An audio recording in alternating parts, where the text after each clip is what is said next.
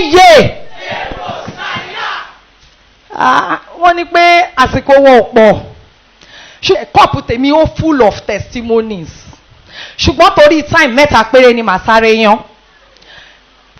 Ìyàwó ọmọ sísá mi ó rọbí. Wọ́n wá pè mí pé kí n máa bọ̀. Ìgbà tí mò ń lọ gẹ́gẹ́ bí ọmọ Agboola, mo mú kàlẹ́ndà àti òróró dání. Ìgbà tí mo débẹ̀ wọ́n lóróró tí mo mú dání yẹn gan-an máa fi wẹ bébì mu láyé yẹn ti dáńtì ẹ̀. Ó wá kú wípé tóyún yẹn tọ́mọ yẹn bá ti mu asọ́ọ̀lẹ̀, tọ́mọ yẹn bá ti mu asọ́ọ̀lẹ̀. Mo kàn mú kàlẹ́ndà ni mo bá fi ra ikùn yẹn. Ṣáàrí mo ṣe fi kọ̀lẹ́lẹ̀ rárá níkùn, ó dàbí ìgbà tí wọ́n gún ní abẹ́rẹ́. Oyún yẹn kàn bẹ̀rẹ̀ sí mu léraléra ni. Ó bá bẹ̀rẹ̀ sí pé dókítà, àwọn dókítà dẹ̀ ti wá wò ó, ọkọ ẹ̀ ti lọlé. Wọ́n ní pé ńgbà tó bá fi máa di alẹ́ ọ̀la á bímọ. Mo ní pẹ̀lú kàlẹ́ndà ilé ẹ̀yin ẹ máa wòran wò. Ó kàn sáré pé dókítà ni, ó ní ọmọ tí ń bọ̀, wọ́n ní ọmọ kankan ò sí ìwà. Mo kàn tún mú kàlẹ́ndà, mo kàn tún fi rú ikùn ẹ̀. Ó bá kígbe tóo, àwọn dókítà bá wá. Ṣé nígbà tí wọ́n máa dé orí bed, membrane ti rupture. The doctors were just rushing because wọ́n expect ọmọ yẹn wá tóbi 3.9 baby. Wọ́n ti rò wípé operation ló máa fi bí. Ṣùgbọ́n kàlẹ́ndà, ẹjọ́ tí wọ́n bá gbé kàlẹ́ndà yẹn kiri tí àbá máa bò ó àmọ́ tá à ń ṣe. Number 2, nígbà tí wọ́n ní ká jáde, wọ́n lẹ́ni tí ó bá ti ń náwó bí bàbá ṣe sọ nìyẹn. Wọ́n ní àìsàn wo ló ń náwó sí, kò sáré wá, mo sáré jáde. Orúnkún yìí mo ná owó sí. Dr. Thomas ó ti gún mi lábẹ́rẹ́, màá mi mọ̀. Ó gún mi lábẹ́rẹ́ ńjọ́ kan mo dákú fún 5 minutes ni lórí orúnkún yìí ni. Nígbà tó yá mọ́ mi ní mi gbọ́dọ̀ gba abẹ́rẹ́ yẹn mọ́. Ó ro mí. Tó bá dẹ̀ ti gún mi báyìí, ìṣẹ́jú 5 máa fi fẹ́ǹtì ni. Nígbà tí dádì ní ẹ wá, tí dádì gbọ́wọ́lé lẹ́kìnní gbọ́wọ́lé lẹ́kejì. Mo kàn discover wípé tí n bá sùn, tí n bá ti fi jó ní church, a máa wò mí pé máa jó lọ. Ó dìgbà tó bá dórí bed. Ṣẹ́ni tí n bá délé báyìí, muscle pull yẹn wá máa gbé mi, a máa fà mí. Mo kàn rí wípé lẹ́yìn of hands yẹn, mo délé mo sùn. Muscle pull ò gbé mi, kò tètè yé mi. But mo kàn discover wípé onímájẹ̀mú náà ti ṣiṣẹ́ ìyá. Ṣé wá rí testimony tó le ogun tó gbé mi débi. Ìgbà tí mo dé JPMT, mo dàbí mọ́tò tó ti l'accident, tó ti somersault, táyà ó ti fò dànù, engine ti yọ dànù, body gan dent. Ṣé àmọ̀ pé tí body bá dent èèyàn á sì máa gbé rìn, empty ni tí mo fi dé ìjọ yìí. Ṣùgbọ́n Ọlọ́run ìpè yìí, ó máa yà mí lẹ́nu o. Ọlọ́run bàbá Michael Agboola. Ìgbà tí mo dé, mo wá rí dádì. Ṣé nígbà tí bàbá ti sọ̀rọ̀, mo ṣáà ń retí kí bàbá sọ wípé ìwọ ọmọ ìkílódé tó ń yọ àwọn ọmọ àtẹbí ẹ lẹ́nu. Mo bá nígbà tí dádì sọ̀rọ̀ tí wọ́n sọ̀rọ̀ kankan, mo ní dádì mo ní ẹjọ́ ẹ bá mi wò dáadáa. Wọ́n lájẹ́ ni mí. Dádì ní àjẹ́, dádì bá rẹ́rìn. Mo dẹ̀ ti torí ọ̀rọ̀ àjẹ́ yìí, mo lọ sọ́dọ̀ wòlíì àgbáyé kan kí n tó dé bíbà. Bí mo ṣe débẹ̀ torí wọ́n ló máa ń má jẹ́. Wọ́n ní tẹ bá ti débẹ̀ á ní ìwọ òun yọ ọmọ ẹlẹ́nu, òun yọ ọkọ ẹlẹ́nu. Mo bá lọ bẹ̀ pé bóyá ó tiẹ̀ lè pè mí lájẹ́. Mo tún mú ọkọ mi dání sódà tó bá lè pè mí lájẹ́, màá tètè lọ po bóyá hypo àbí soda. Ṣùgbọ́n instead kó pè mí lájẹ́, ńṣe ló tún bọ̀ mí lọ́wọ́, ló ń fọwọ́ ha mí látẹ̀lẹ́wọ́. Mo bá wò wípé eléyìí èèyàn gbọ́dọ̀ padà débẹ̀. Ṣẹ́rí ogun yẹn setting ní 2016. Ogun yẹn le tó jẹ́ wípé I got separated from my husband. And not only that, wọ́n wá kọ ẹ̀yìn àwọn ọmọ sí mi. Àwọn ọmọ tí mo fi eyín tọ́. Àwọn ọmọ tí mi ò rẹ́ni bá mi rán ní school. Àwọn ọmọ tí mo fúnra ara mi rán láti nursery tí wọ́n fi jáde university. Tí wọ́n tún jáde university tí mo tún rán lọ sí ìlú òyìnbó. Tí wọ́n lọ ṣe masters. Ìkọ́ tí ẹ̀ṣẹ̀ṣẹ̀ tún lọ bẹ̀rẹ̀ lẹ́yìn tó jáde UI pẹ̀lú first class.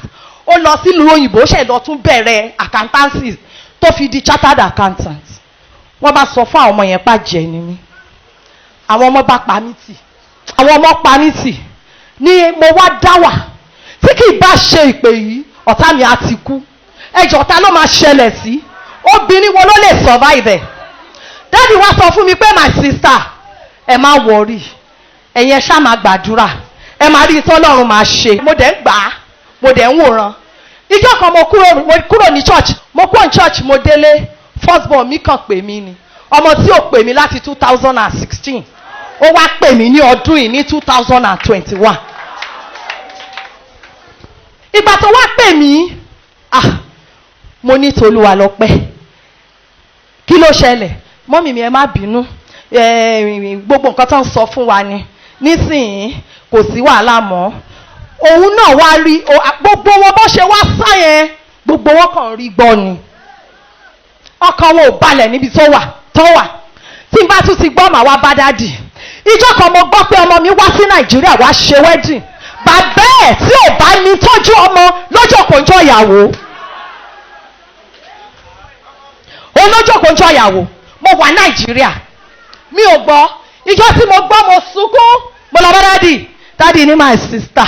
Kí lẹ̀ ń sunkún fún? Ẹ má wọrí, mo ti gbọ́. Mi kàn sọ fún yín ni. Torí mo mọ̀ pé máa sunkún. Ṣùgbọ́n ẹ má sunkún. Ẹ má wọrí. Ẹ má wòran. Ṣùgbọ́n gbà tó di time tí wọ́n lọ sí Rorẹ́. Before that time ó pè mí. Ó ní mọ́mì mi. Torí ìgbà tó wá kò padà sí ìlú òyìnbó mọ́. Wọn ò jẹ́ kí n mọ̀ pé ó wà Nàìjíríà. Èmi náà mọ̀ pé ó wà Nàìjíríà. Iṣẹ́ tí mo ti fi sí kó tó lọ ìlú òyìnbó, ibi iṣẹ́ yẹn ló padà sí. Mi ì mọ̀ nǹkan kan.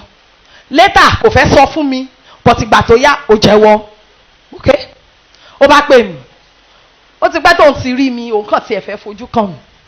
Mo ní mo bá wá bá dádì. Dádì ni ó yẹ kí n mọ̀ pé onímájẹ̀mú náà ti bẹ̀rẹ̀ iṣẹ́ ni.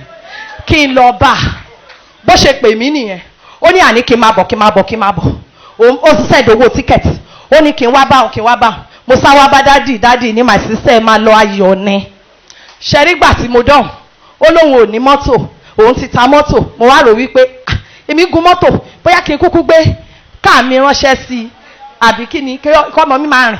Kémi máa gun mọ́tò. Tí n bá délé máa sọ fún dádì. Àṣokàn mú mi ṣeré ni. Ó bẹ̀rẹ̀ sí bá mi sọ̀rọ̀ ní February. So ìgbà tó wá ní ó wá rí òun ti ta gbogbo nǹkan òun. Mo ní yóò ta kẹ̀kẹ́. Kí ló ṣẹlẹ̀? Ó ní òun ti tà. Ńgbà tó òun ò rówó lé san, òun ti tà. Kíní yẹn ó bà mí lọ́kàn jẹ́. But mo rò pé ó rí pé kí n má lọ faint. Ó bá ní ẹ fọkàn ara yín balẹ̀. Mo ti gba permanent resident Canada. Mo ló ṣe kí ni? Ó lóun gba permanent resident Canada. Ìtọ́ jẹ́ kí ó jẹ́ ayọ̀ fún mi. Ó ní pé ìgbà tí wọ́n pè mí lájẹ́, wọ́n ò rí kankan ṣe. Wọ́n dá wọn dúró. Ṣùgbọ́n ọjọ́ tó ti padà wá pé màmí ẹ má bínú ló wá di ẹni tí ó ti gba permanent resident Canada. Bí mo ṣe ń sọ̀rọ̀ yìí, ó ti wà Canada. Ní vigil Friday, ó pè mí, ó lóun àti wa lájọ ṣe vigil láti 12 o'clock títí di 3 a.m. Kẹ̀wọ̀n tí onímájẹ̀mú náà ṣe láyé mi. Mo yìn mo gbéga. Torí tí kí o bá ń ṣe ti ìpè yìí àti bàbá tí Ọlọ́run fi kẹ́ wa. Ẹ̀mí àwọn wòlíì mi mọ bí tí ń bá wà. Mi mọ tí ò bá ṣẹlẹ̀ sí mi. Ẹ jọ̀ọ́ mo fẹ́ kí gbogbo abiyamọ tó wà ní gbọ̀ngàn yìí. Kẹ́ ẹ bá mi dìde dúró. Ẹ bá mi kẹ́ hallelujah. Mẹ́ta tó níná nú. Hallelujah.